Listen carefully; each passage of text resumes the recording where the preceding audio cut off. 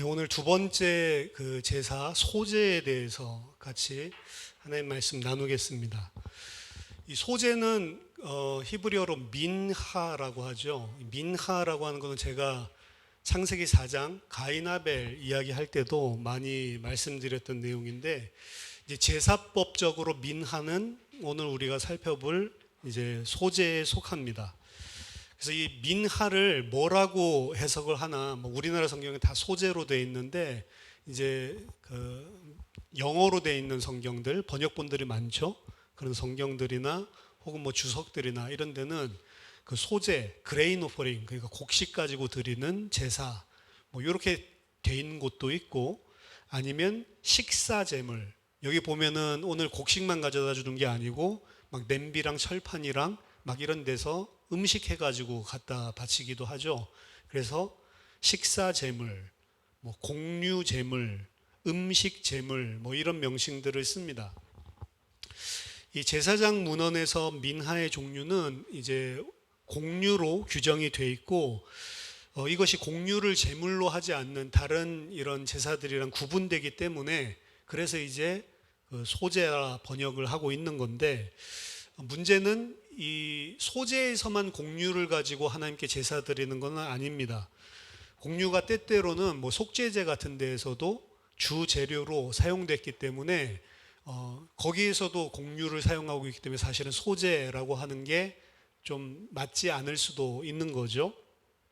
그래서 이제 그거에 대안으로 식사제물, 음식제물 이렇게 했는데, 식사제물, 음식제물도 맞지가 않아요. 왜냐하면 번제를 제외한 모든 다른 제사들은 전부 다 남은 것들을 그 식사로 합니다.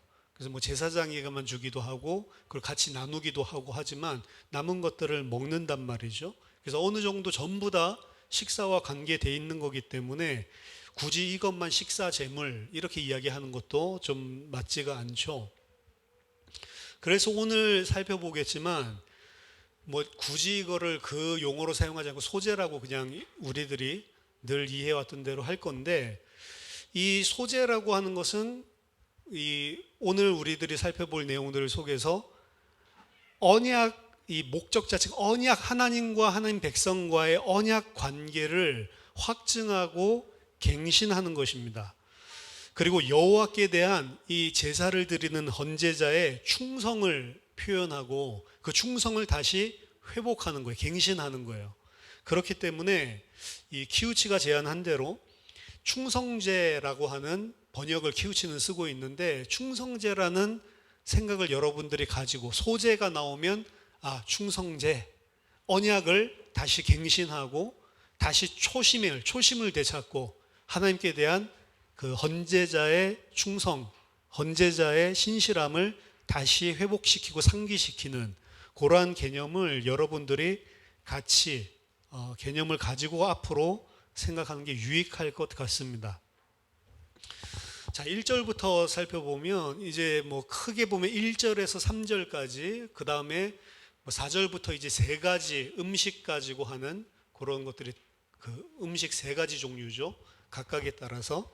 그래서 그거 가지고 음식 제물로 드리는 이런 내용들이 등장을 하고, 그 다음에 이 11절부터 그 다음에 13절까지는 이제 누룩이나 그리고 뭐 꿀 같은 거 뭐 넣지 말고 소금 치라, 이제 이 이야기를 하는데, 이제 11절에서 13절까지는 이제 그 중요한 요소 세 가지에 대해서 또 설명을 하고 있고, 14절부터 16절까지는 소제는 소제인데 그냥 소제 말고 첫 이삭을 하나님께 드리는 그러한 소제에 대해서 이렇게 설명을 하고 있습니다. 그래서 진짜 소제에 대한 설명은 정확하게는 2장 1절부터 10절까지 나온 내용이라고 보시면 됩니다. 자, 2장 1절부터 한번 보면, 누구든지 소제의 예물을 여호와께 드리려거든. 여기서 누구든지 이렇게 돼 있죠. 그 1장의 번제에서도 마찬가지로 누구든지 이런 표현이 나왔는데, 번제에서 누구든지 할 때는 아담이다라고 이야기를 했죠. 근데 이제 소제에서 누구든지라고 했을 때는 아담이 아니고 여기서 네페시라고 하는 단어를 썼습니다. 뭐 네페시도 당연히 사람을 이야기하는 거지만 사람의 영혼, 사람의 내적인 본질을 특별히 부각시켜서 이야기하는 겁니다. 사람은 영혼, 육신 분리된 게 아니라고 그랬어요.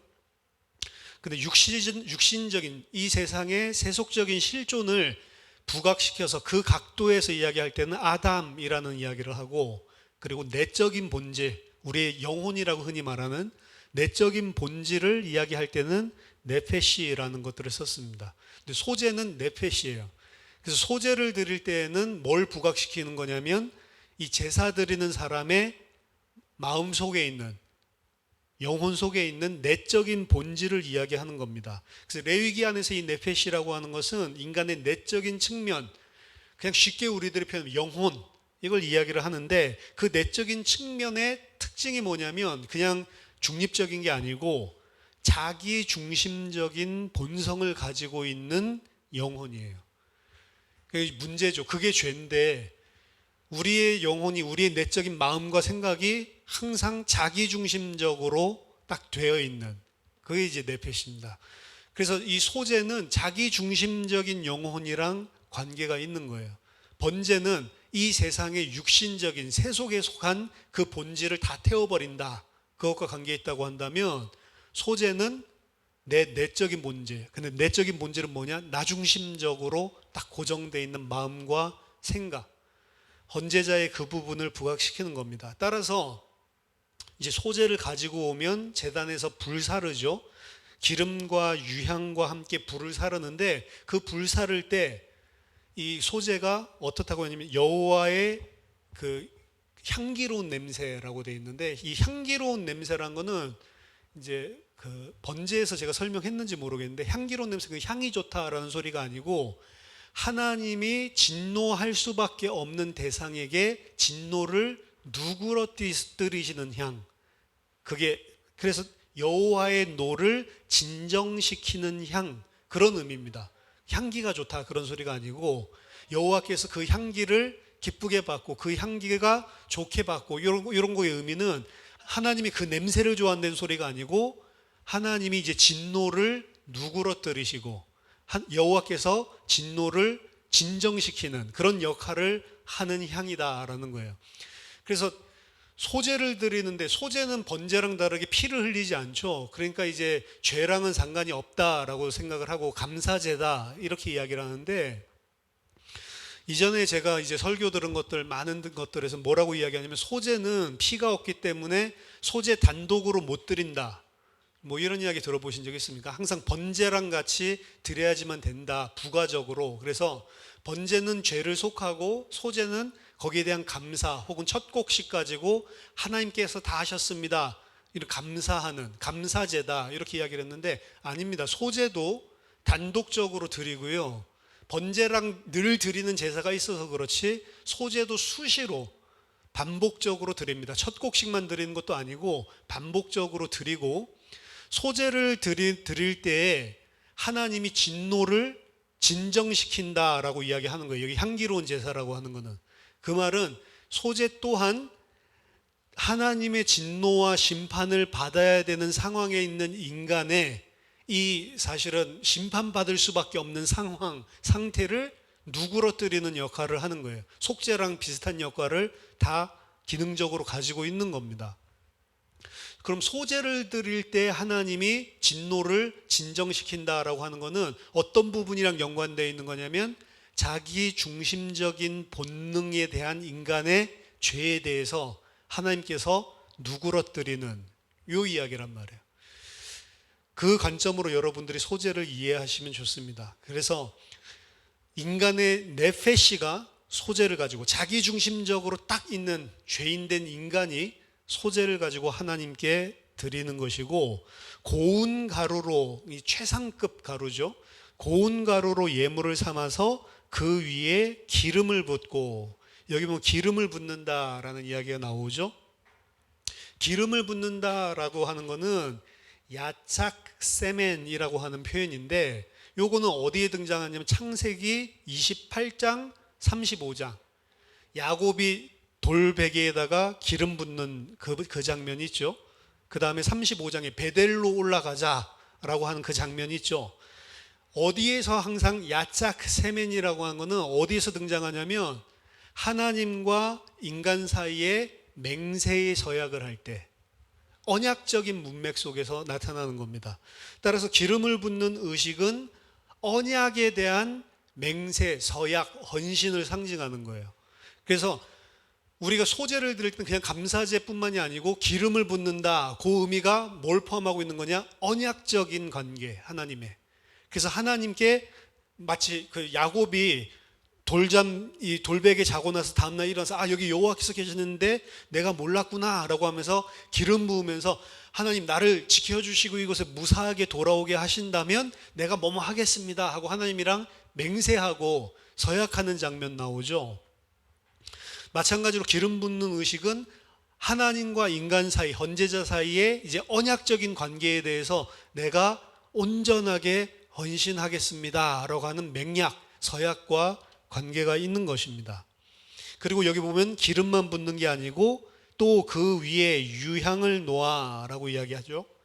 기름은 유향이랑 항상 같이 쓰였기 때문에 두 개의 의미를 굳이 분리해야 되냐? 같은 의미다. 그냥 언약적인 의미다. 이렇게 이야기를 하지만 유향을 바치는 것에도 사실은 어떠한 의미가 분명히 존재를 합니다. 자, 민하를 바치는 것은 소제에서뿐만이 아니고 나중에 레위기 5장 11절에서 속죄 제물에서도 민하를 바칩니다. 그러니까 민하가 소제물이라고 돼 있는데 그 곡식을 바치는 게 지금 소제에서만 바치는 게 아니고 어디서도 속죄제에서도 바친단 말이죠.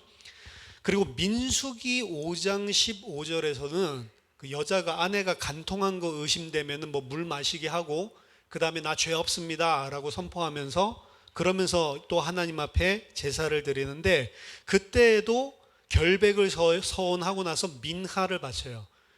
그러니까 소제에서만 바치는 게 아니고 속죄제에서도 민하를 바치고 그리고 자기가 간통했다 이런 것들에 의심받을 때 그때에도 하나님 앞에 저 결백합니다 라고 이야기하고 민하를 바치게 돼 있다고요. 근데 여기 보면 소제에서 민하는 기름이랑 유향을 같이 바치라고 돼 있죠. 근데 민하의 그 속죄제에서의 민하와 그리고 민수기 5장에서 간통이 의심되는 자가 결백을 하고 서원을 하면서 민하를 바칠 때에는 기름과 유향을 함께 바치지 못하도록 합니다.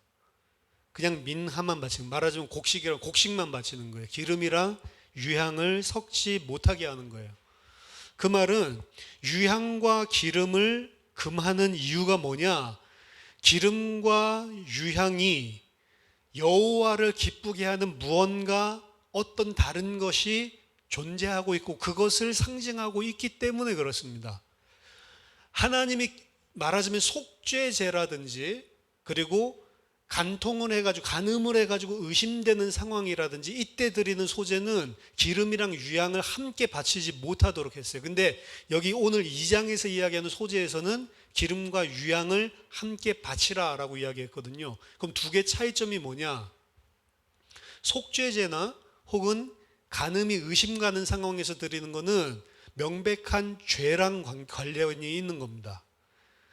그렇기 때문에 속죄제를 드리는 거고 그 자기가 결백하다라고 해서 깨끗게 하는 그 정결 의식에서 민하를 바치는 건데 오늘 본문에서는 그냥 무슨 죄를 지었기 때문에 그것의 속죄 요게 아니란 말이에요.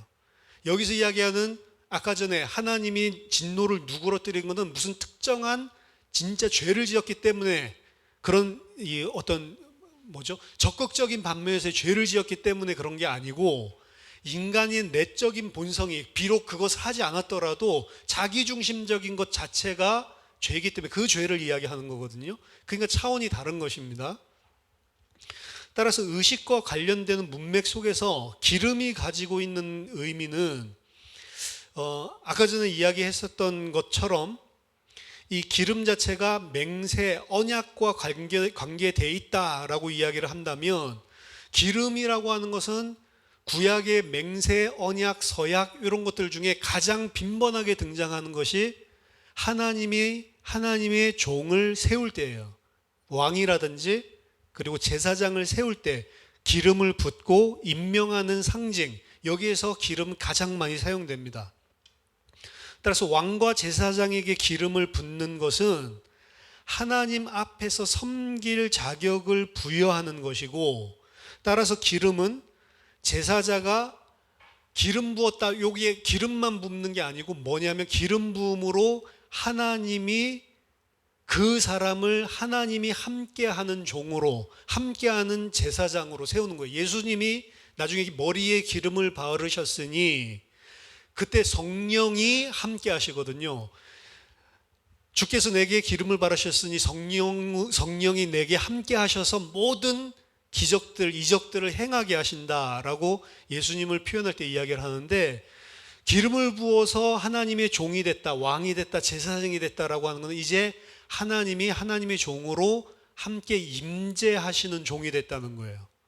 하나님이 떠나가면 그래서 왕이 기름 부음 받았어도 사울과 같이 가치가 없어지는 거죠.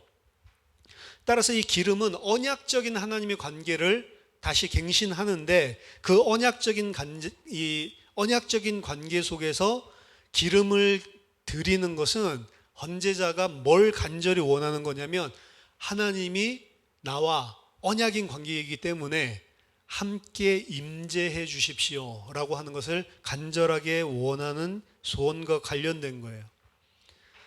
그리고 이 기름을 고운 가루와 유향과 더불어 태우라라고 이야기를 하는데, 이 민화는 불로 인해서 완전히 소멸됩니다. 기름이 여호와의 임재를 의미한다면 불로 완전히 소멸하는 것은 여호와의 임재와 관계가 있어요. 따라서 쉽게 말씀드리면 이겁니다. 가져다 놓으면서 이제 기름이 상징하는 거예요. 하나님이 나랑 함께 임재하기를 간절히 원하는 마음으로 소재를 가지고 가서 이 소재를 다 불살라 버리는데, 불살라 버릴 때에 여호와의 임재가 나타날 걸 기대하는 겁니다. 소재라고 하는 것을 다 불살라 버렸을 때 그 소재는 뭐랑 관계가 있냐면 네페시랑 관계가 있어요. 나 중심적인 본성, 나 중심적인 본성이 다 태워질 때에 하나님이 언약적인 관계 속에서 임재할 것을 기대한다라는 이야기입니다. 유향은 오경에서 거의 항상 기름과 결합돼서 등장하기 때문에 이 기름이랑 같은 의미로 여호와의 임재, 그냥 이런 식으로 설명하는 사람들도 많은데요. 하지만 질적으로 최상위에 속하는 유향은 이 번제물과 이 소제물과 함께 태워지는 것뿐만이 아니고, 아론이 성소 안에 들어가서 하나님을 섬길 때 그때도 성소 의식에서도 이 유향이 사용됐습니다. 그래서 향단 같은 거를 가지고 제사장이 들어갈 때 그 향단에 유향을 함께 사용해 가지고 여호와께 향기 나는 그런 이 모습을 보여주고 있는데, 따라서 이 유향은 밖에서 소제를 할 때도 바깥 안뜰에서도 사용되고, 그리고 대제사장이나 제사장이 성막 안에 들어가서 일을 할 때에도 그때도 사용되었죠. 이 유향은 진귀한 향기를 가지고 있고, 이 진귀한 향은 여호와께서 자신의 진노를 누그러뜨리는 향기와 같이 결합돼서 사실은 하나님의 노를 달래는 기능을 했을 가능성이 가장 높습니다. 그래서 앞들에서의 유향은 유향과 함께 드림으로 여호와의 진노를 달래는 향기를 냈고, 성막 안에서의 유향은 헌제자가 아니고 전체적인 백성들의 노를 달래는 역할을 했다. 그래서 이 기름은 여호와의 임재, 유향은 여호와의 노를 달래는, 진정시키는 향기, 그것과 함께 그것이 일어나기 위해서는 내가 가지고 온 소재를 다 불살라 버려야 된다. 이런 의미로 1, 2, 3절을 이해할 수가 있습니다. 그리고 이것을 이렇게 드리면 뭐가 된다고 하냐면 기념물이 된다라는 표현이 나옵니다.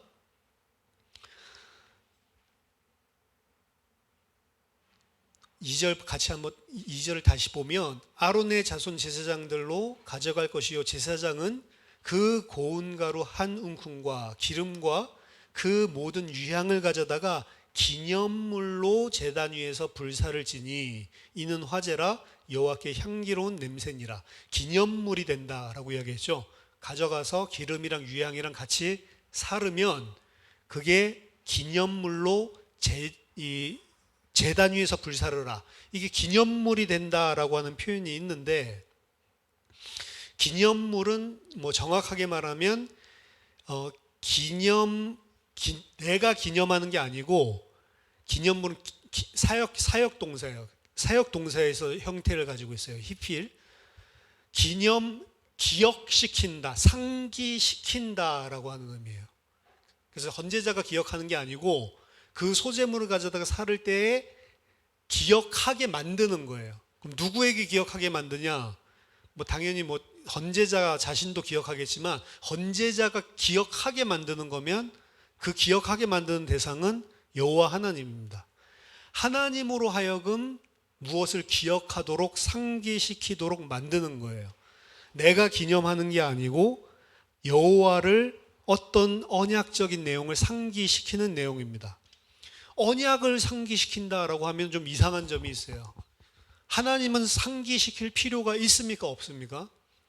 없어요. 하나님은 이스라엘 백성이 언약 까먹어도 하나님은 기억해가지고 다 지키시는 신실하신 하나님이기 때문에, 여호와 하나님께 언약을 상기시킨다라고 하는 것은 사실은 이상한 개념입니다.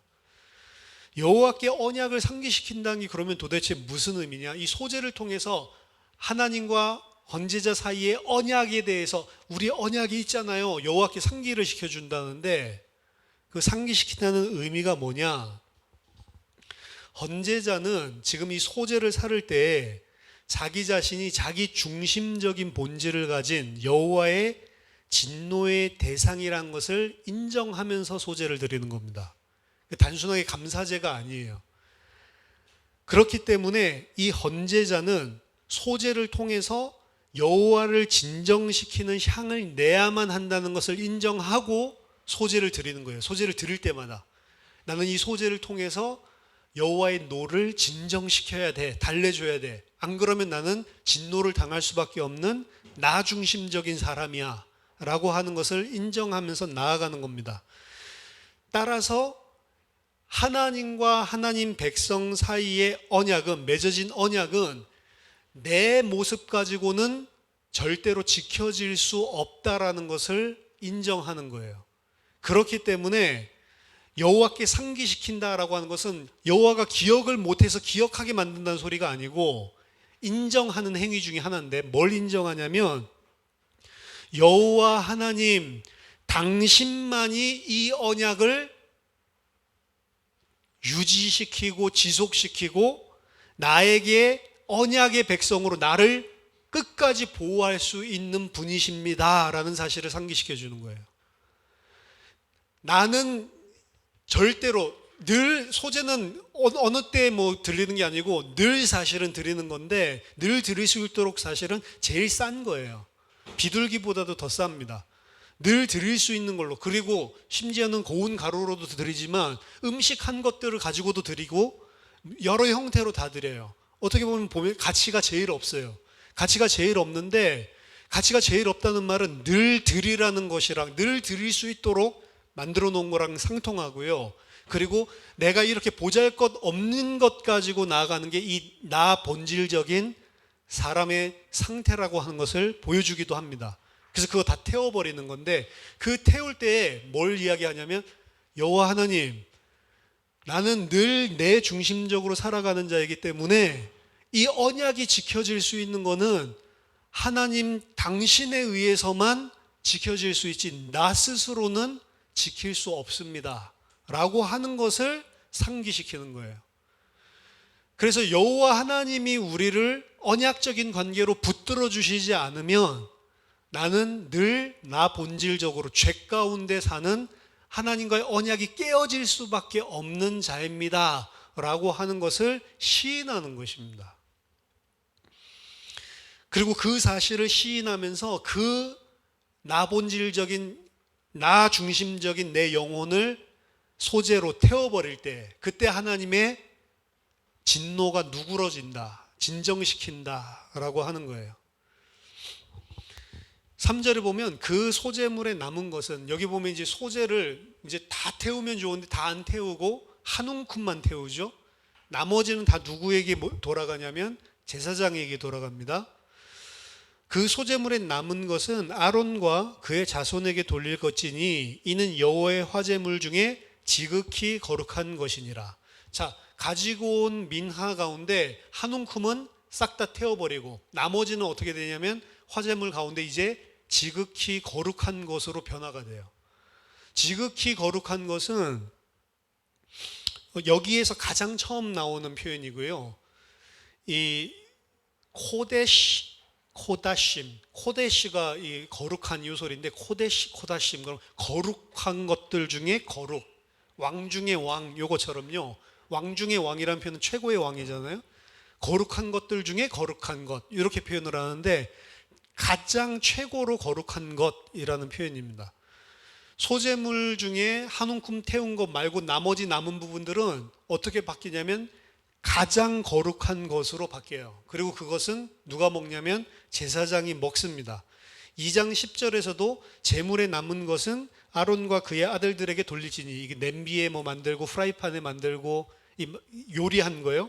그것도 이제 남은 것들은 제사장들이 먹는데 그것도 여호와의 화제물 중에 지극히 거룩한 것이다. 지극히 거룩한 것이라고 이야기하죠. 번제물은 제단에서 다 태워지기 때문에 제사장의 몫이 없습니다. 그래서 번제물에서는 지극히 거룩한 것 뭐 이런 것들이 없어요. 왜? 남는 게 없기 때문에, 다 불사르기 때문에. 그리고 제물 중에 일부분이 남아있다라고 해서 그것 자체가 지극히 거룩한 것이라고 부르지 않습니다. 화목제 같은 데를 보면요, 화목제도 하고 난 다음에 먹잖아요.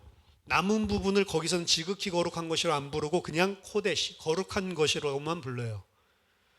그러니까 지금 화목제에서 남은 거랑 지금 소제에서 남은 거랑 다르단 말이에요. 화목제에서 남은 거는 왜 지극히 거룩한 것이 아니고 거룩한 것이라고 부르냐면, 화목제에서 남은 거는 제사장도 먹지만 그 드린 사람도 먹습니다. 그래서 그걸 가지고 같이 나눠 먹어요. 그러기 때문에 거룩한 것이에요. 근데 소제물에서 남은 거는 드린 사람은 하나도 먹을 수가 없습니다. 전부 다 누가 먹냐면 제사장이 먹는 거예요. 그러니까 말하자면 남아있기는 남아있는데 그 남아있는 것 중에 내 몫이 하나도 없는 거예요. 그걸 보고 지극히 거룩한 것이라고 이야기합니다.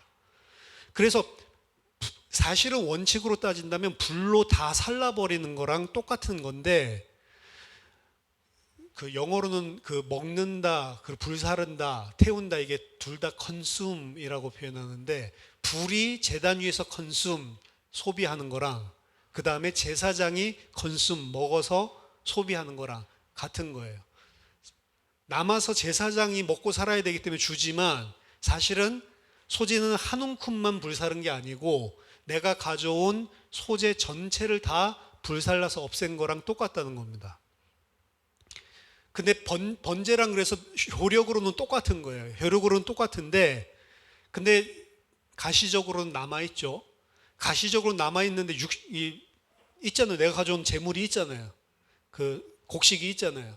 근데 그거는 거룩히 지극한 것, 최고로 지극히 이 거룩한 것이라고 이야기를 하면서 이 땅에 속해 있지 않는 것으로 이미 변화돼 버립니다. 그래서 이 땅에 남아있지가 않는 거예요. 다 태워버리는 것입니다. 따라서 1장에서 말한 것처럼 거룩함의 본질은 나 전체를 다 태워버리는 것인데, 육신적인 세속적인 나를 전부 다 태워버리는 게 1장이라고 한다면, 나 중심적인 본성의 네페시를 전부 다 소제를 통해서 태워버리는 거예요. 다 태우지 않았기 때문에 일부러 이런 지극히 거룩한 것이라고 하는 표현을 쓴 것입니다. 나에 대한 몫이 전혀 없어요. 그리고 화제라고 하는 것은 태워버리는 것을 화제라고 이야기를 하죠. 여기 보면 화제라고 하는 표현이 나오죠. 이는 화제라, 여호와께 향기로운 냄새니라. 세속적인 육체를 다 태워버리는 것과 마찬가지로 자기중심적인 내적 본질 또한 다 태워버리는 것이고, 그리고 소재물의 남은 부분들 또한 지극히 거룩한 것으로, 비록 제단 위에서 불로 타지는 않았지만 이 땅에 속하지 않은, 이제 없어져 버린 것, 제사장만이 먹을 수 있는, 그래서 제사장의 섭취를 통해서 다 삼켜지고 없어지는 것이라고 표현을 하고 있고, 이걸 보고 화재다라고 이야기를 하고 있습니다. 4절부터 7절에는 이제 고운 가루를 어떻게 요리하느냐에 따라서 세 종류의 소재인데, 4절에서는 화덕에 구운 것, 5절에서는 철판에 요리한 것, 7절에서는 냄비에 요리한 것.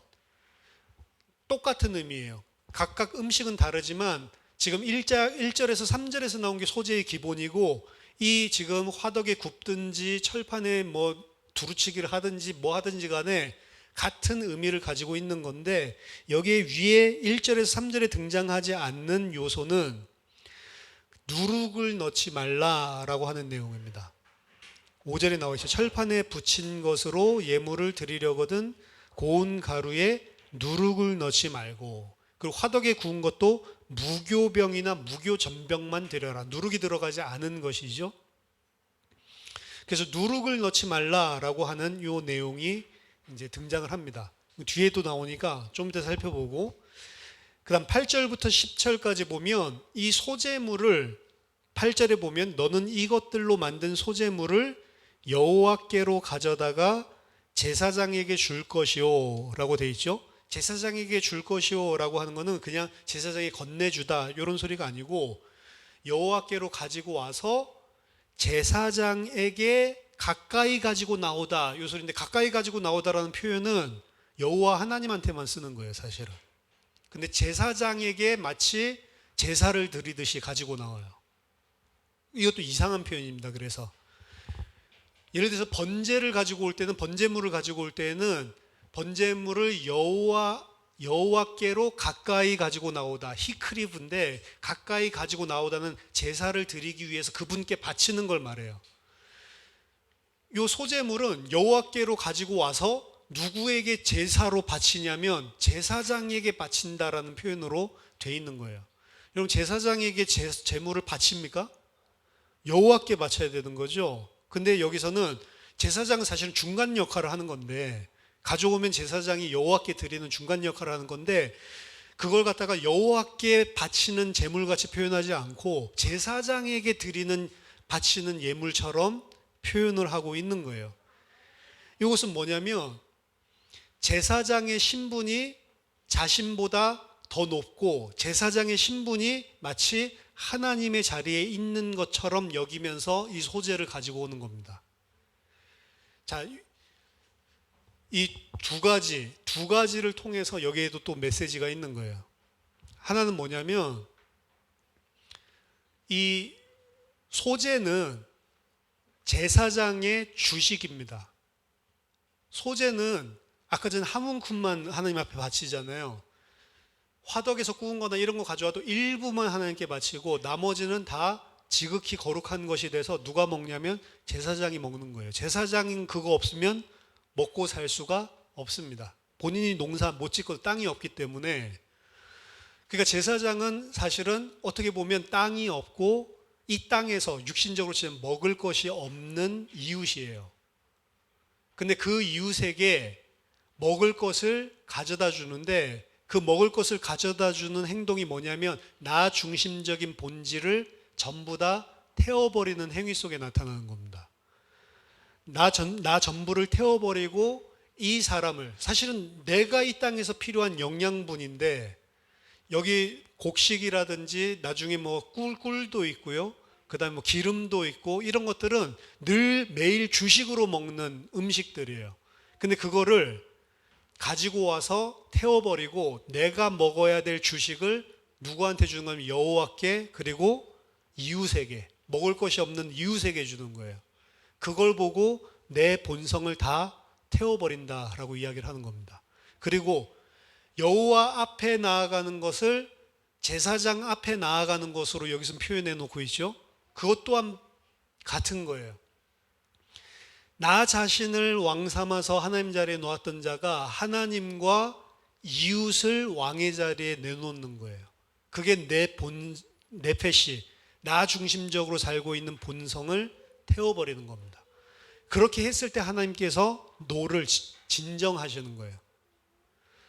그래서 그 소재라고 하는 것들 속에는 사실은 이런 그 세밀한 규정들 속에 나 자신이 아니고 이웃된 자, 나 자신이 아니고 하나님, 내가 이 땅에서 필요한 것, 이런 것들을 다 태워버리고, 그리고 심지어는 이 언약적인 하나님과 나와의 관계마저도 내가 지킬 수 없고 하나님이 지켜주셔야만 된다, 여기까지도 다 인정해버리는 거예요. 그렇기 때문에 나 중심적인 것들을 싹 다 내려놓는 것이 소제의 진짜 상징적인 의미입니다. 그래서 와서 곡식 싸니까 곡식 그거 드린다고 해가지고 하나님 기뻐하시는 게 아니고 마음을 보는 거예요. 헌제자의 마음이 진짜로 내 자신의 본질을 다 내려놓고 나는 아무것도 할 수 없고 나 중심적으로 더 이상 살지 않고 하나님 그리고 이웃, 그걸 싹 다 태워버리는 그 역할을 상징적으로 할 때, 심지어는 내가 하나님을 위해 살겠습니다 이것도 아니에요. 하나님이 나를 붙잡아 주시지 않으면 언약 관계가 깨질 수밖에 없는 이런 죄인입니다 이러면서 나가는 거예요. 완전히 내 가치를 싹 다 내려놓고 나 중심적인 본질들을 싹 다 버리는 게 사실은 소제의 핵심인 것입니다. 이럴 때 하나님이 진노를 거두시고, 하나님이 뭐 이런 거 안 드려도 하나님 그렇게 하시겠지만 하나님이 그 소제를 기뻐 받아주신다라고 이야기를 하는 거예요. 그래서 제사장의 신분이 자신의 신분보다 더 높을 뿐만 아니라 제사장을 위해서 자기 자신의 것들을 내려놓고 제사장을 마치 누구와 같이 봐요? 하나님처럼 보는 거예요. 신명기 보면 6장 9절, 쉐마에 보면 6장 4절에서 9절 보면 네 마음과 네 힘과 네 정성, 네 모든 것을 다해서 여호와를 사랑하라 라고 이야기를 하죠. 근데 여호와만 그렇게 사랑하는 게 아니고 네 이웃을 그렇게 또 사랑해야 되는, 이게 율법의 핵심이거든요. 그리고 그게 하나님 백성의 본질입니다. 언약 백성은 여호와 하나님을 모든 것을 다해서 사랑할 뿐만 아니고 내 이웃을 그와 똑같이 사랑하고 섬기는 거예요. 그렇기 때문에 여호와 하나님과 그리고 내 이웃, 나 중심적인 것들을 없애고 이 두 개를 사랑하는 게 율법의 핵심입니다, 사실은. 그리고 그렇게 했을 때에 하나님이 기뻐하신 거, 그게 이제 죄가 없는 영적인 상태란 말이에요. 근데 우리는 그게 안 되죠, 사실은. 그게 안 되는데 진짜로 하나님의 백성은 그렇게 되어져야 한다는 걸 상정하는 것이고, 그렇게 안 된 모습 때문에 하나님 앞에 소제를 드리는 거예요, 사실은. 그래서 감사제도 있지만 감사의 의미보다도 사실은 어떻게 보면 나 중심적인 본성을 태워버리는 게 더 핵심적인 내용이라고 볼 수가 있습니다. 자, 그 다음 11절부터 등장하는 것, 11절부터 등장하는 것은 처음 익은 것을 여호와께 드리는 소제, 요건데요. 너희가 여호와께 드리는 모든 소제물에는 누룩을 넣지 말지니, 그렇죠? 앞에서 이야기했죠. 소제물에 누룩 넣지 말라고 이야기했죠.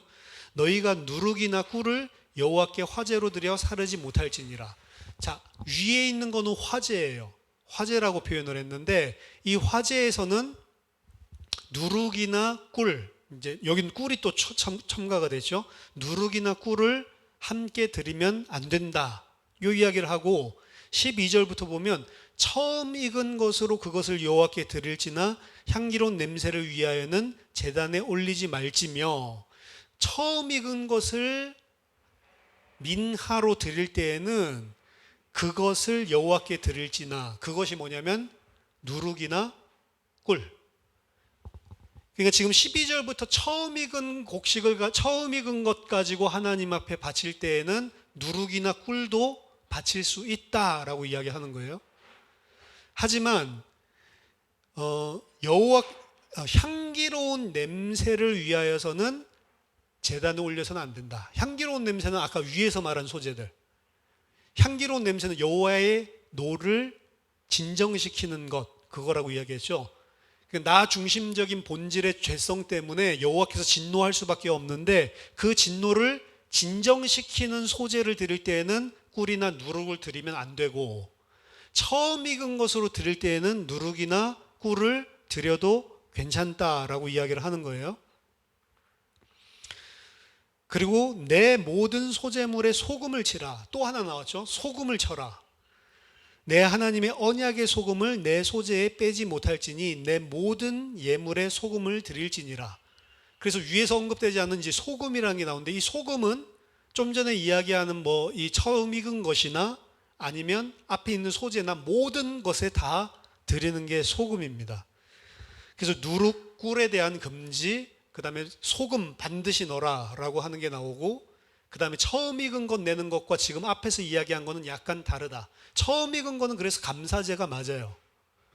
처음 익은 거는 여호와의 노를 누그러뜨리고 내 본질을 불사르고 이런 화제가 아니고, 이 처음 익은 것들 가지고 하나님께 감사함으로 드리고, 이건 내가 한 게 아니고 하나님이 다 주셨습니다, 너무 감사합니다, 감사와 기쁨으로 드리는 소재라고 한다면, 지금 레위기 2장에서 이야기하고 있는 소재는 1절부터 11절까지 나와 있는 게 본질적인 소개하고 있는 소재인데, 그 소재는 핵심적인 것이 여호와의 진노를 누그러뜨리는 거란 말이에요. 감사보다는. 그래서 여호와의 진노를 누그러뜨리는 소재에서는 누룩과 꿀에 대해서 금지를 하고 있습니다. 자, 대부분의 주석가들은 공통적으로 누룩과 꿀은 모두 발효를 일으키는 물질이기 때문에 사용을 금지했다. 그럼 발효를 일으킨다라고 하는 걸 뭘로 간주했냐면 부패로 간주를 한 겁니다. 효모가 역할을 하는 건데, 부패로 이어질 가능성들을 상징하는 겁니다. 따라서 누룩과 꿀은 헌제자가 하나님께 대한 그 충성을 유지하지 못하게 방해하는, 오염시키는, 부패하게 만드는 다양한 물질적인 내용들을 담고 있다라고 이야기를 하고, 그럼 헌제자가 바칠 때에 누룩과 꿀을 갖다가 하나님 앞에 바치지 못한다라고 하는 것에 있어서, 누룩과 꿀은 사실은 어떻게 보면 인간에게 좋은 겁니까, 나쁜 겁니까? 굉장히 기쁘고 좋게 만들어주는 거예요. 누룩이 들어간 빵이 훨씬 맛있고요, 그리고 꿀 발라놓은 빵은 더 맛있고 그렇죠? 누룩과 꿀은 어떻게 보면 좋은 거예요. 우리가 이 땅에서 살아가는데 우리를 즐겁게 만들어주고, 그리고 우리를 기쁘게 만들어주는 것입니다. 근데 그게 뭐냐면 여호와께 온전한 충성을 하지 못하게 하는, 부패하게 하는 요소로 보는 거예요. 거꾸로죠. 이 땅에서 나를 즐겁게 하는 게 오히려 거꾸로 여호와께 충성하지 못하도록 만드는 요소라고 보는 겁니다. 따라서 그것을 뭐라고 키우치는 이야기하면 다양한 물질적인 염려를 상징한다. 그래서 하나님 앞에 소재를 드릴 때에 이 땅에서 살아가는데 우리들이 육신에 필요한 다양한 물질들 때문에 걱정하고 염려하는 것은 소재와 함께 드리지 못하게 했다라고 하는 것입니다. 또한 누룩과 꿀은 전부 유월절 사건과 관계가 있습니다. 꿀은 약속의 땅에서 하나님께서 주시겠다고, 유월절 그 출애굽하신 목적이 출애굽이 목적이 아니고 가나안 땅에 들이시겠다는 건데, 젖과 꿀이 흐르는 땅이 가나안 땅이라고 표현을 하고 있어서 꿀은 가나안의 번영, 가나안 땅에서의 축복, 이런 것들을 상징하는 그런 단어였거든요. 약속의 땅의 비옥함, 이런 것들을 나타내는 그런 단어고, 그리고 이 누룩은 유월절 날에 너무 급해가지고 누룩 들어가지 않은 반죽으로 빵 만들어 먹었었던 그거를 상징하는 거죠. 자, 이 경우에 있어서 그 누룩을 금지하라라고 하는 것은 이해가 되죠. 유월절을 상기시키는 겁니다. 근데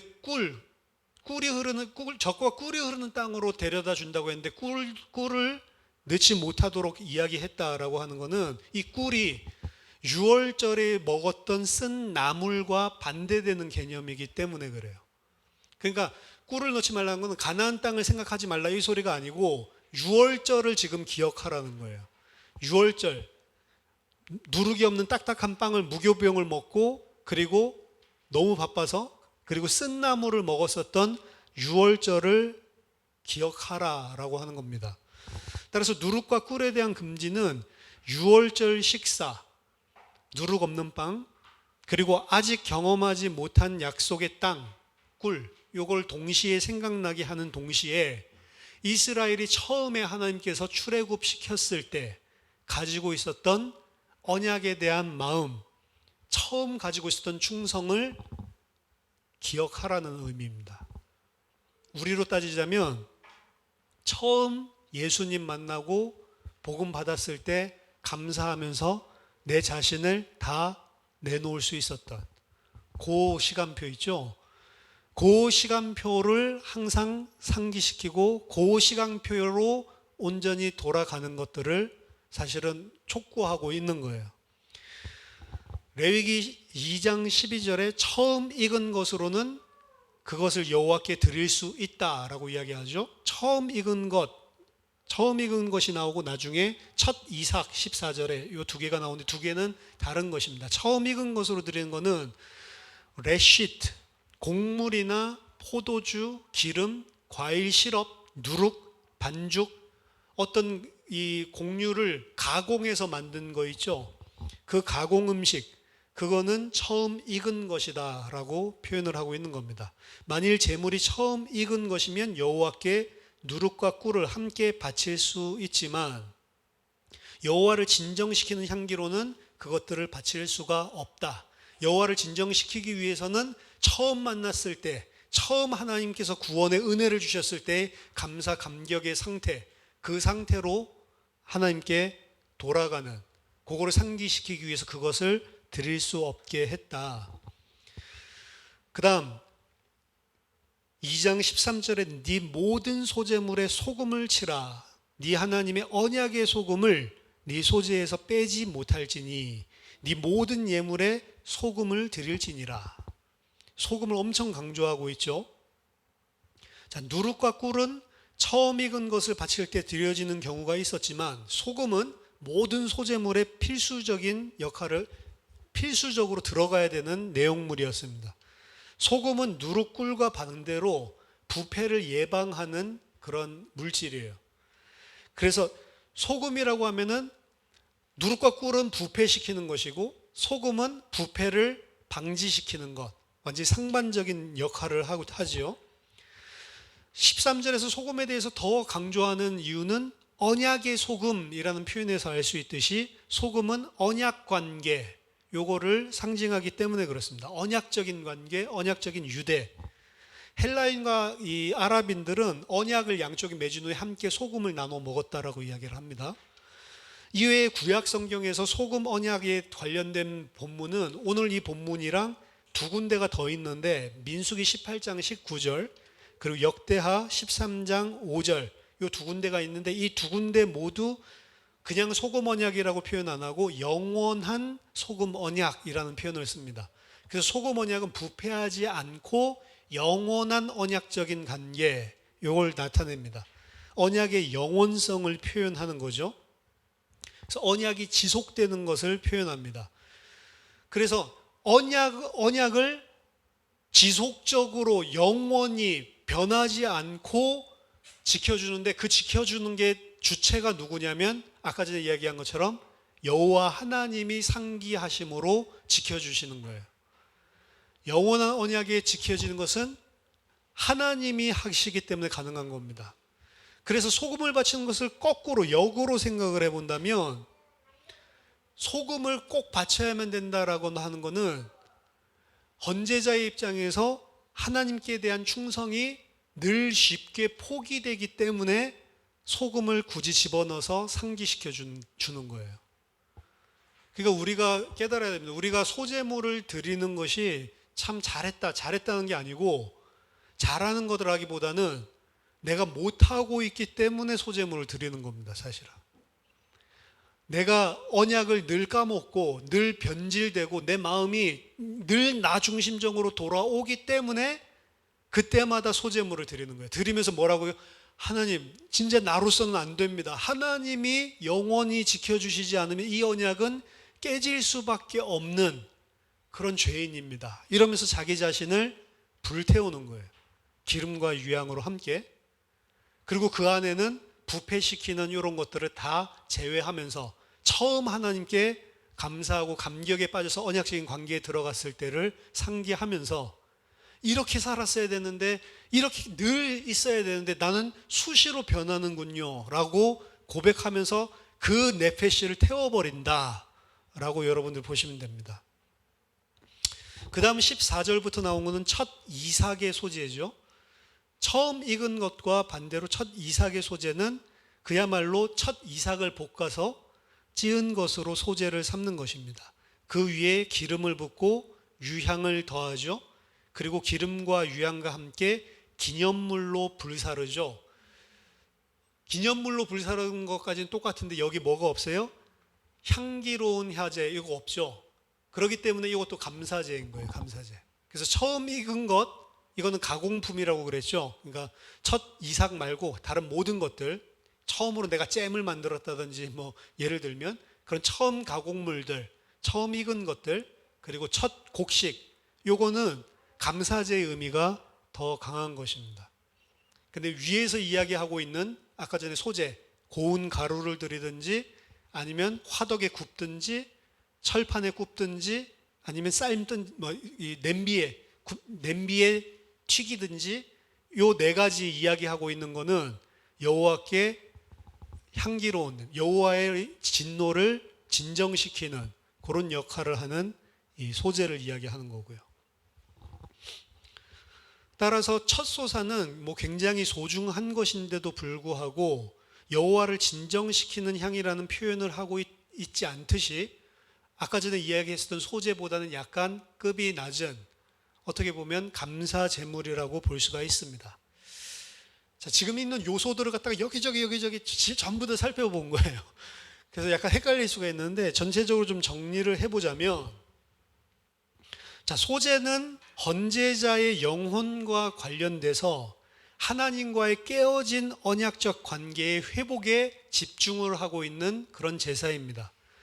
이 회복은 번제와 다른 방식으로 이루어지는데요. 자, 번제는 아담이 희생제사를 드리는 번제와 달리 소제는 네페시, 나 중심적 본성을 지니고 있는 네페시가 소제는 드리는 것이고, 소제에서는 그래서 헌제자의 마음의 상태가 가장 중요한 핵심입니다. 하나님과 하나님 백성 사이의 언약의 관계에서 하나님은 늘 신실하시기 때문에 문제가 없지만 늘 하나님과 하나님 백성 사이의 언약에서 문제가 되는 것은 나 중심적인 본질을 가지고 있는 헌제자의 마음의 문제, 네페시의 문제라는 거죠. 항상 하나님의 백성의 마음이 문제라는 겁니다. 따라서 소제에서는 이 언약적인 관계가 늘 상시로 변하는 나 중심적인 죄 가운데 늘 요동당하는 헌제자가 아니라 오직 하나님이 붙들어 주셔야지만 가능한 것을 암시하고 있는 게 소제의 첫 번째 중요한 핵심적인 내용이고요. 두 번째는 소제의 재료는 헌제자의 육체적인 영양을 제공해주는 식물, 소금, 기름, 유향을 사용하고 있습니다. 비록 일부를 거기서 태우기도 하지만 일부만 태우는 것이 아니고 자기 중심적인 본성을 다 태워야 한다는 의미로 남은 부분은 지극히 거룩한 것이 되고 헌제자가 먹을 수 없는, 제사장이 다 삼켜서 소멸시키는 그러한 예물로 표현을 하고 있고요. 헌제자의 이 나 본질적인, 나 중심적인 이런 본질은 전부 다 소멸되어야 한다라고 하는 것을 상징합니다. 그리고 헌제자의 이런 나 중심적인 죄성으로 인해서 망가진 생명은 가시적으로 소제물을 태움으로써 나 자신, 나 본질을 태워버림으로써 참된 생명으로 대체돼야만 한다는 것입니다. 그래서 내가 이 땅에서 나 중심적으로 내 생명을 유지하기 위해서 가지고 있었던 양식을 다 태워버리고 참된 양식은 여호와 하나님으로부터만 와야 된다. 그리고 나 자신의 본질, 나 중심적인 본질을 태우는 것은 이 소제를 내 생명을 위해 먹던 것을 나가 아니고 제사장을 위해서, 이웃을 위해서, 이웃을 공급해 주는 수단으로서 포기하는 거죠. 그 다음 세 번째, 곡물은 동물 희생 제물만큼 비싸지 않습니다. 번제에 비해서는 확실히 값싼 거예요. 이것은 소재의 기능과도 부합하는 것입니다. 소재는 인간 내면의 존재를 염두에 두고 있기 때문에 인간의 내면, 나 본질적인 나 중심적인 나의 영혼, 이것의 가치가 아무런 가치가 없다라는 것을 상징하기 위해서라도 그것은 평범하고 검소한 것이어야 이 제사의 목적에 맞습니다. 역으로 소재의식이 비싸지 않고 소박하고 소재의식이 검소하다라고 하는 것이 상징하는 것은 나 중심적인 영혼을 태워버리는 것은 상시로 드려야만 하기 때문에 재물이 값이 싼 거예요. 상시로 너무 비싼 소를 드려야 된다라고 하면 그거는 항상 상시로 바치기가 힘들잖아요. 상시로 이거는 항상 바치고 필요 때마다 늘 바칠 수 있도록 하기 위해서 이 소재물은 검소하고 값이 싼 것으로 해야 된다는 것이고, 그것을 역으로 또 한번 생각해 보면 나 중심적인 본질을 파괴한다는 것은 쉬운 게 아니다. 파괴했다라고 생각했는데 또 나 중심적으로 살고 있고, 나 중심적으로 살면 안 되는 거지. 당연히 하나님 백성이 이렇게 해놓고 또 나 중심적으로 살고 있고, 이게 지금 인간이거든요. 심지어 나중에 보면 이 하나님 앞에 제사 드리는 것도 나 중심적으로 다 드리고 있거든요. 그렇죠? 그래서 여러분들 제가 늘 말씀드렸지만 구원받기 위해서 예수를 믿는다라고 하는 게 맞는 말이기도 하지만 틀린 말이기도 합니다. 우리는 구원받기 위해서 예수 믿는 게 아니에요. 그런 식으로 깨달았으면 복음을 잘못 깨달은 겁니다. 구원받기 위해서 그 구원이라고 하는 게 뭐냐? 이것도 이제 문제인 거죠. 뭐 구원받는데? 천국 가는 거? 그 천국이 뭔데요? 그냥 잘 먹고 잘 사는 거? 영원히 질병도 없고 눈물도 없고 황금 맨션에서? 그건 나를 위한 거잖아요. 그런 구원을 생각을 하는데, 구원이라고 하는 것은, 천국이라고 하는 것은 그렇게 뭔가 이제 이 세상을 벗어나서 고생도 없고 좋은 곳 가는 것, 좋은 곳은 맞는데 그거 가는 게 천국이 아니고, 그래서 예수님 뭐라고 얘기했죠? 성령이 너희 안에 임하시면 이미 천국이 너희 안에 임했다라고 이야기를 하죠. 진짜 천국의 본질은 뭐냐면 나는 없어지고 나는 피조물로 하나님 앞에 온전히 순종하는 거, 복종하는 거예요. 하나님이 다스리고, 그래서 하나님의 나라, 천국은 하나님이 왕이 되시고 나는 온전한 피조물로 그의 종이 된 하나님의 통치를 받는 개념이 천국이란 말이에요. 천국. 근데 보통 예수 믿고 천국 가세요, 예수 믿고 구원받으세요 라고 이야기했을 때는 그 하나님이 통치하고 나는 거기에 순종해야 되는 요게 없어요. 그렇죠? 그럼 그거는 사실은 예수 믿는 게 아니죠. 소재물 바칠 때도 마찬가지란 말이에요. 소재물 바치는 것들은 가장 중심적인 게, 소재물을 하나님 드리라고 했으니까 난 소재했어, 의무 달성했어, 이런 것들이 아니고, 소재는 의무 이런 이야기가 없어요. 본인이 원하는 때마다 수시로 드리는데, 수시로 드릴 때의 핵심은 내 마음 본질이란 말이에요. 뭘 알고 드려야 되는? 또 나 중심적으로 살고 있네요. 하나님의 언약의 백성이라면서 하나님이 붙들어 주시지 않으면 저는 언약에서 떨어질 수밖에 없는 존재입니다. 하나님 나를 진짜로 나에게 은혜를 베풀어 주세요. 그리고 나 중심적으로 살고 나를 위해서 살던 것들을, 내 생명을 유지하는 공급책들을 다른 이웃에게 내어주고 나 중심의 나 본질을 태워버리는 거죠. 근데 그게 수시로 드려야 된다는 거는 늘 우리는 변질된다는 거예요. 나 중심적인 나를 파괴하고 다 태워버린다는 거는 소재 한 번 드리는 걸로 쉽게 되면 참 좋겠는데 안 된다는 겁니다. 소재 한 번 드렸는데 돌아와 보면 또 그렇게 돼 있어. 또 드려야 돼. 그렇죠? 이거 생각날 때마다 드려야 되면 거의 맨날 드려야 될걸요? 그렇죠? 아침에 드렸다가 점심 먹을 때 또 드려야겠네. 또 갖다 주고 이래야 될걸요. 그만큼 어렵다는 사실을 암시하기도 하는 것입니다. 자, 신약 백성들, 하나님의 백성들, 교회들, 그리스도인들은 예수 그리스도의 십자가가 죽음으로 여호와의 진노를 완전히 모든 여호와의 진노를 다 진정시켰기 때문에 더 이상 소재를 드릴 필요가 없습니다. 우리는 더 이상 소재 드릴 필요가 없어요.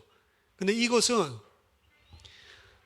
인간이 자신의 자기중심적인 영혼에 대해서는 죽고 성령으로 새롭게 됨으로 그리스도인이 됐다라는 것을 상정했을 때, 나 중심적으로 살던 내가 완전히 그리스도와 함께 십자가에서 죽어버리고 이제 나는 그리스도를 믿는 신자로 더 이상 나를 위하여 살지 않고 하나님과 그리고 이웃들을 온전히 사랑하는 그 본질로, 그 본성을 가지고 사는 신자가 되는 그 믿음을 가졌다라는 근거하에 사실은 더 이상 소재를 드릴 필요가 없는 겁니다. 근데 우리는 그렇게 됐는데 뭘 발견해요? 근데 죽었는데 또 살아있는 것 같고 이러죠. 그게 이제 이미 완성된 언약과 아직 완성되지 않은 남은 성취, 이 부분이 이제 간극이 있어서 그렇습니다. Already but not yet. 이미 이루었지만 아직 남아있는 상태.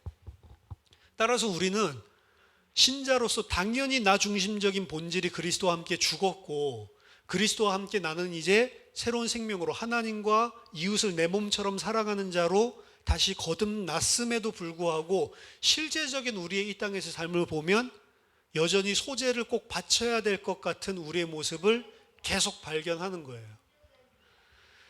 따라서 자기중심적인 영혼에 대해서 죽는 것이 어렵다라는 사실들을 계속 발견을 합니다.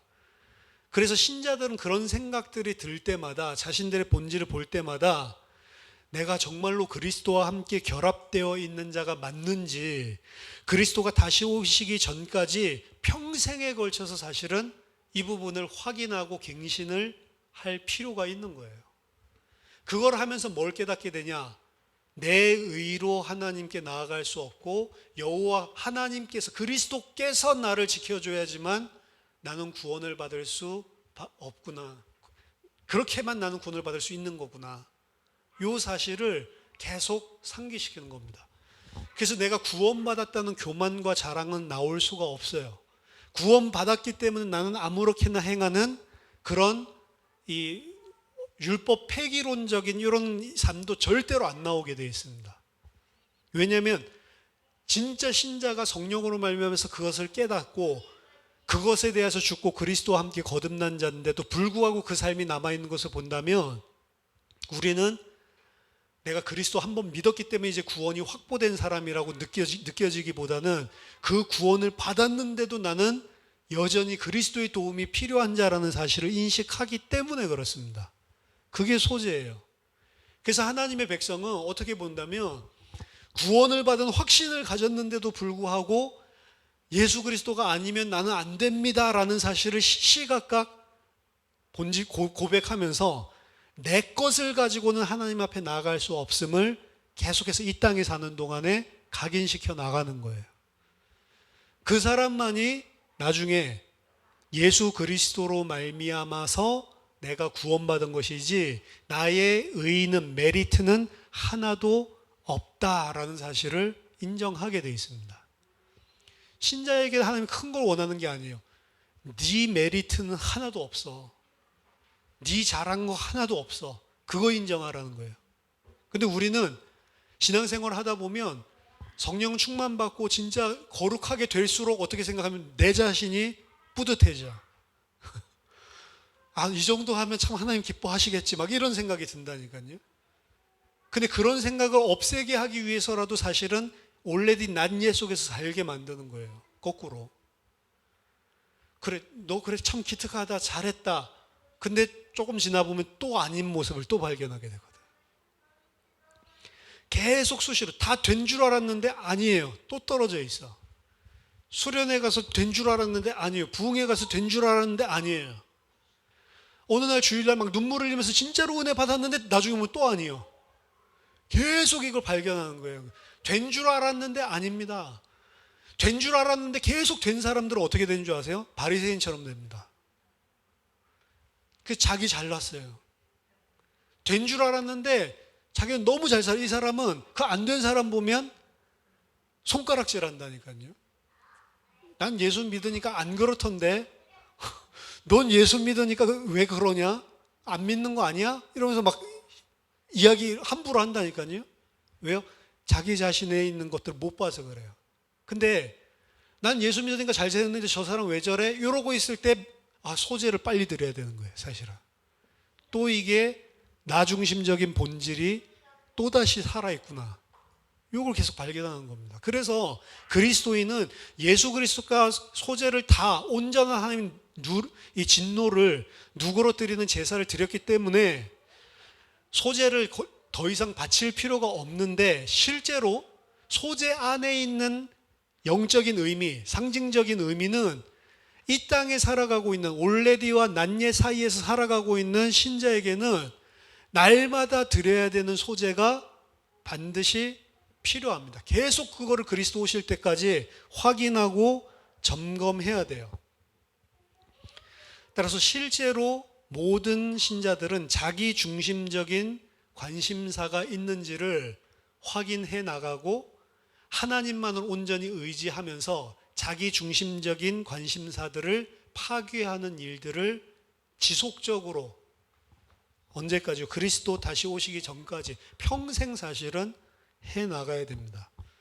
이스라엘이 소재를 통하여서 유월절 처음 때 가졌던 마음을 구현함으로써 언약 속에 있을 수 있었던 것처럼 그리스도인들이 처음 그리스도를 믿기 시작했을 때의 감사와 감격 속에 헌신된 영적 상태를 끈질기게 지켜나가도록 해야 되는 겁니다.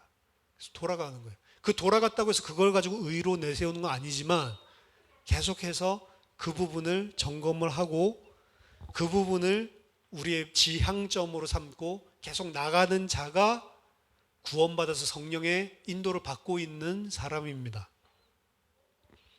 구약에서는 여호와에게 드리는 상징 부위를 태우는 사람이 제사장이었죠.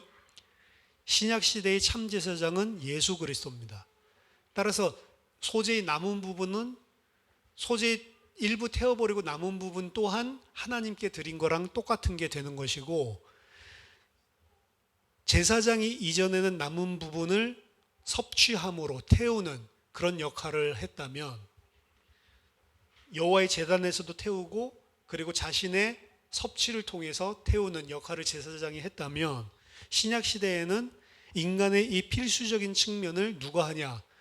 다시 살아나신 부활하신 예수 그리스도와 그의 성령이 해나갑니다. 예수 그리스도와 성령은 우리와 함께 하시면서 무슨 일을 하시냐면 나 중심적인 본성을 소멸시키고 태우는 역할을 계속 해나가시는 거예요. 그래서 단번에 영원히 끝난 것들이 이 땅에서 우리가 살아가는 동안에 지속적으로 사실은 필요한 부분이 이 소재에 대한 내용입니다. 우리가 오늘 예배를 드리지만 예배를 드리는 것조차도 나 자신을 위해서 드리는 사람이 기독교인들 가운데 얼마나 많은지 모릅니다. 예배를 왜 드리냐? 하나님의 복 받기 위해서. 예배를 놓치거나 실패를 하면 이것 때문에 하나님이 주중에 안 좋은 일이 생기면 이것 때문에 하나님이 치시는구나. 역시 예배를 잘 드려야 돼. 그래서 예배를 잘 드립니다. 그 잘 드리는 것까지도 다 자기를 위하는 거예요. 왜? 안 들으니까 나를 치더라. 잘 드려서 복 받아야지. 안 드려서 재앙당하면 안 된다. 예배 드리는 것도 나 중심적이에요. 근데 성경에서 이야기하는 제사 드리는 이 본질은 육체적인 실존을 태워버리는 번제 그리고 소재, 이 두 가지가 가장 중요한데, 제 생각에 가장 두 가지가 중요한데, 나 자신을 육체적으로 뿐만 아니라 나 중심적인 본질까지도 전부 다 태워서 소멸시켜 버리는 거예요. 그게 우리 신앙생활의 가장 핵심적인 겁니다. 그래서 나 중심적으로 나를 위해서 예수 믿는 것, 이런 부분들에 대해서 면밀히 보지 않으면 거의 다 여호와께 드리는 제사를 어떻게 드리고 있냐면 나를 충족시키기 위한 우상 숭배로 드릴 가능성이 높아지는 거예요. 아이러니하죠? 열심히 예배 드리는데 우상 숭배라.